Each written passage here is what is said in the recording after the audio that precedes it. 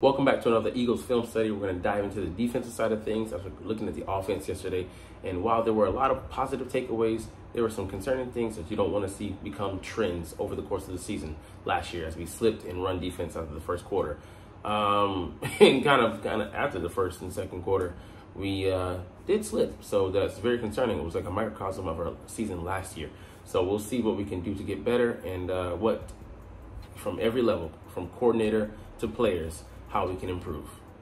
What's up, it's your boy Centron coming back at you with another analysis video. They kid you not, that's my real name. Eagles film analysis, defensive takeaways from the win over the Packers. What's about to be offensive and defensive, but they put offensive defense.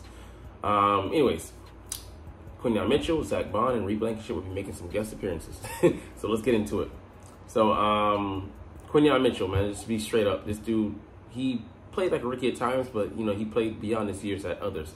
And I was very encouraged by what I saw from him on the film. So let's look at him here first. You see number 27 going against Christian Watson, a straight up go route. He has beautiful leverage, doesn't get scared, doesn't back off. He locks arms with him at the end of that route and just, you know, just maintains his positioning. Looks back for the ball, which, you know, if he doesn't, that might be a PI, and, you know, they're looking to throw that flag. But he, you know, stays with him without, you know, any hesitation in the receiver's hip pocket throughout that route, and, you know, challenges him, you know, at the catch point, and doesn't allow him any free reign, you know, a last second push off. So just excellent coverage by him there, and he does some chirping after that, and he really gets into gear even after he, you know, someone else gave up a touchdown. He came up and, I think it was Avonte Maddox, he came up in Christian Washington's face and just started chirping. Let him know, I'm going to be here all fucking game. When you go up against 27, you're going to have a fucking hard day, motherfucker. So, anyways, he got me in there in the mood. But really, I agree with the assessment that going up against the best, A.J. Brown and Devonta Smith in training camp, you know, day in and day out, early on to the finish, really helped to build his confidence, you know, that he can go up against anybody. If you know, throughout the week, the practices are that hard, then game day is going to be a breeze, you know, a piece of cake. I just going up against, you know, two top 15 receivers in the league. All right, anyways, next, Zach Bond, man. This dude here, beautiful rush off the edge. I love that, you know, they're being versatile with him, putting him at different positions. You know, originally he kind of was a edge guy in New Orleans, and he showed a few flashes of playing inside linebacker, and that's where Vic got the, you know, idea to, hey, bring this man on full time. And he liked what he saw from him in those, you know, minute snaps, and it translated over, obviously. And he, you know, he saw something there, so the potential. And here he's rushing from the outside. People forget he beat Penei Sewell last year on a ghost technique, and it was just a beautiful rush, and he was an All-Pro last year. So you see him here coming off the edge, bam, just hits Jordan Love. I love how he knocks down the other lineman on his way to the quarterback, and just beautiful design. BG dropped, so, you know, they weren't expecting that. So let's show you, you know, here. Oh, you know, I thought that the receiver's going to be able to rush. No, it's the replacement theory. So, you know, you rush the guys from the inside, so you don't know what 5, what 4 are coming, and then, you know, you drop a guy that to a, you know, area, you know, position that, you know, guy playing a position that they don't expect to do so. Catch him off guard and, you know, make him hold the ball just for that, just extra little pat. Allows Zach Bond all the way from the outside. It doesn't allow, you know, the lineman to get any hands on him, and he gets a, you know, a free angle, on the best angle, a free rush at the quarterback. So lovely stuff there. Yeah, there was some stuff we got to work on. So usually we do a gap and a half technique where, you know, allows us to only rush 4 by playing, you know, everybody up front playing a gap and a half. You cover, you know, the lack of having like that presence in there, and you have, you know, your safeties play the run on the way to the quarterback. If that's, you know, where the, you know, the responsibility ends up lying, because they're coming flying in, and they have to come under control and be able to make the tackle. And we saw us not be able to do that at times. But also, you know, the design, you know, and the Packers start hitting on this because every time we would show up in these looks, they would, you know, call these plays and take advantage. And we'll see later on where it really kind of cost us, even though it wasn't exactly, I think, the same call. But, you know, having our D tackle just focus on getting upfield played to our detriment. So let's look here. The guy's just shooting gaps, and that's Jordan Davis being moved. I mean, he's being moved of not even of his against his will. He's willingly going over there, so just taking bodies out of that area, and just a bad coverage for us. I don't know why it froze, but you can see they go right to the area where we have people. C.J. Gardner-Johnson misses the tackle, and it ends up being, if the back didn't slip, he's still probably running for another 10 yards at the very least. So a poor run fit. Run fits were just bad by design, by Vic, and hopefully, he'll address that, assessment, because we have a guy coming to town, Bijan Robinson, who's a dynamic talent. Didn't have a good rushing day in against the Pittsburgh Steelers, but we know he has a talent. Almost for 4,000 last year, with the lackadaisical effort being put into his rushing production. So, all right, Nolan Smith here being told to just get upfield, and the Packers had a good, EPA, 0.247, and second highest in the league, through week 1, of course. But I mean, yeah, it just Zach Bond on the outside, so he's already kind of occupied. Not the guy that should be looking to make this play, and Maddox is setting the edge. You don't want Avonte Maddox setting the edge there. Zach Bond slips off. Sorry, I had the wrong play in my mind, but this is the 33-yard, I think, reverse. So, yeah, many people had a shot there. Nolan Smith overran it. Just, like you can see at our run fits, everybody's shooting upfield. They're there. And then the guys who, they're supposed to be occupying, or at the very least, getting in the way of, they're there to block. So it was just the numbers advantage. You're already outflanked. Zach Bond misses the tackle, and then just off to the races. Nobody can catch him. So just a bad, they caught us lacking, to be quite honest. So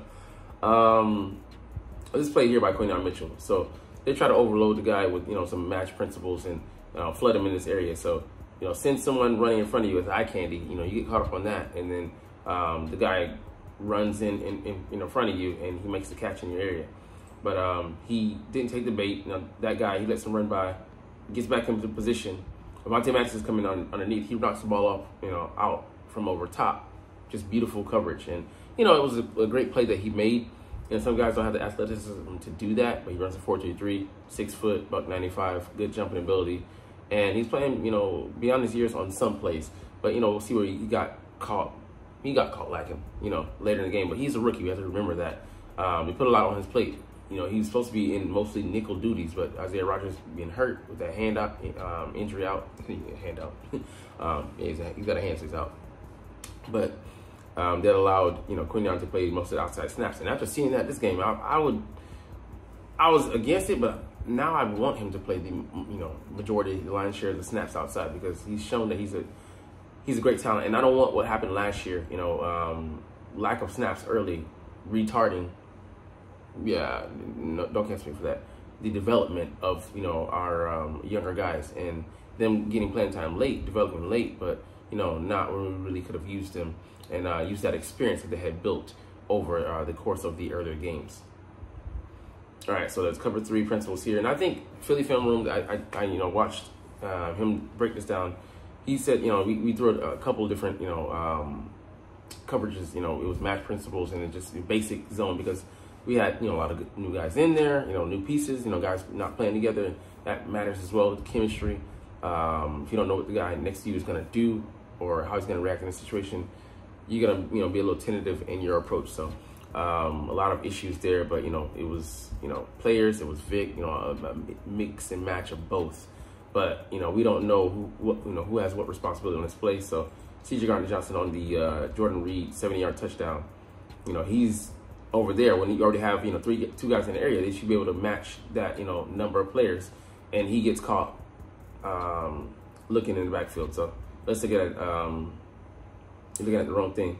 And he tries to get over. He misses the tackle. And it's just, nobody's there.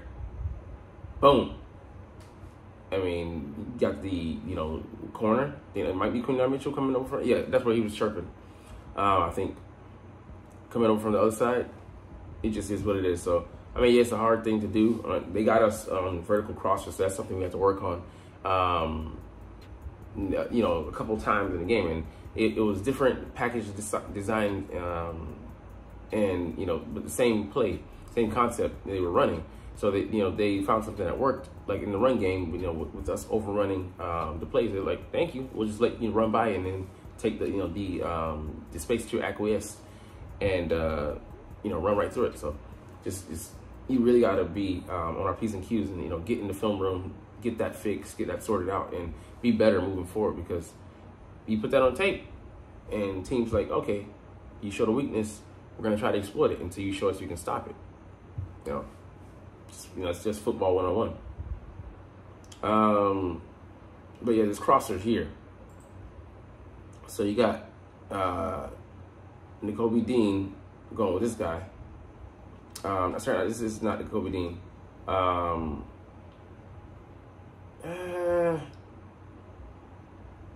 I don't know. Let's see. So you got guys not knowing where they should be, but this guy's kind of in no man land. So I'll just say, guys looking lost, and Cooper DeJean's out there. He's not sure exactly what he should be doing. Someone coming in. I think we're lucky that this was maybe overthrown. A receiver, I believe he slipped, but we were fortunate on that one. So, but Noah Smith, he got, he gets plenty of space, and I want to say it's just, because of the field.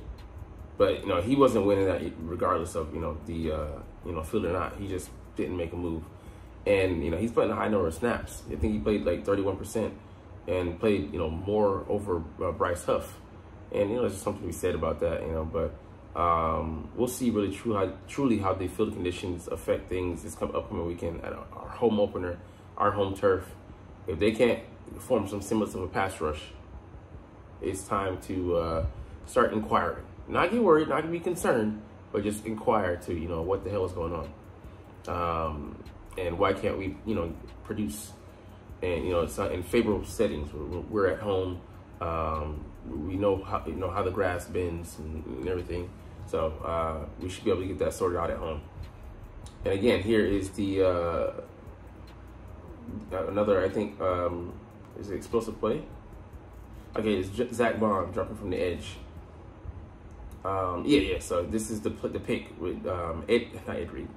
Damn, I wish we had Ed Reed, but Reed Blankenship. So Zach Bond perfectly playing underneath, and Reed diagnoses, sees it, and just drives on the ball. So I love people talking up the point about his athleticism. He's actually faster than the average safety in the league, running in a 4.55, coming out of Middle Tennessee State. Go Blue Raiders. People don't know that, but anyways, undrafted free agent at that. Made the team as a rookie and contributed right away after C.J. Gardner-Johnson got hurt. Went down for 5 or 6 games. He came in, picked off Aaron Rodgers immediately, and then picked off another Packer here. I mean, it was very similar to the Tampa Bay pick, another Bay, he had in week 4 of last year. I mean, he just is excellent in zone coverage, covers up for other people's mistakes. We'll see him save, Quinyon Mitchell's ass later on in this video. But I mean, it's just the guy goes out there and he gets it done. He's underrated. He graded out as our second best player on defense, but for me, I would say he had a greater impact than Zach Bond, because he saved a lot of plays last week. All right, Bond again. This guy coming out here on the cheap. This is crazy. So he's not even supposed to be really in on this play. He's rushing, and he traces back. This is something we weren't doing last year. Weren't making the extra effort. Weren't playing discipline. We were playing very undisciplined, very selfishly, trying to chase sacks and stats. So seeing a team player come out here and have five solo tackles, or maybe it was 11, but I forget, 5 impact tackles, 15 total, 2 sacks.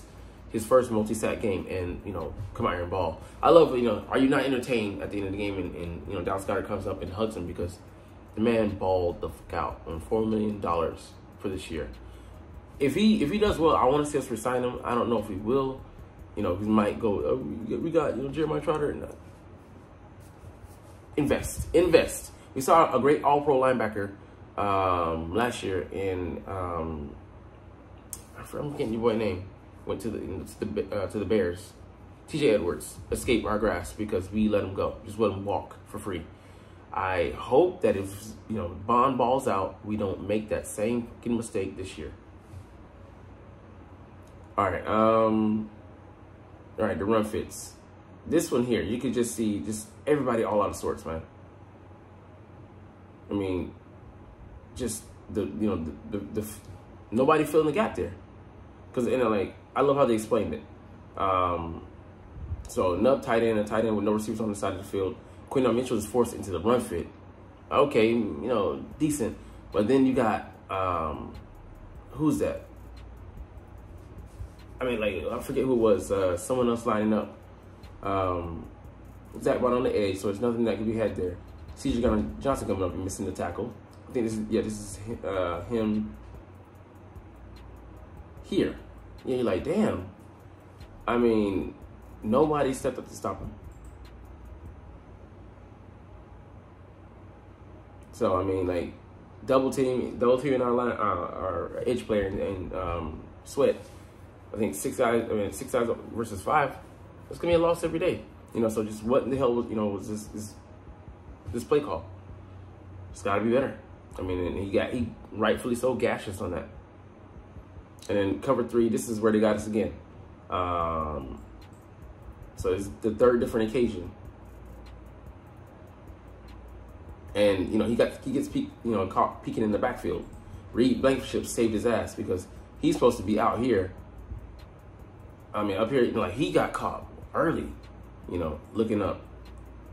He's over here. Getting caught at the eye candy. Someone already has that. He's trying to, maybe make a play when that's not his play to be made. So, Reed Blankenship, like I said, coming from over top, saving that play. If he doesn't see that, that is money. That's end zone. Easy. He easily walks in.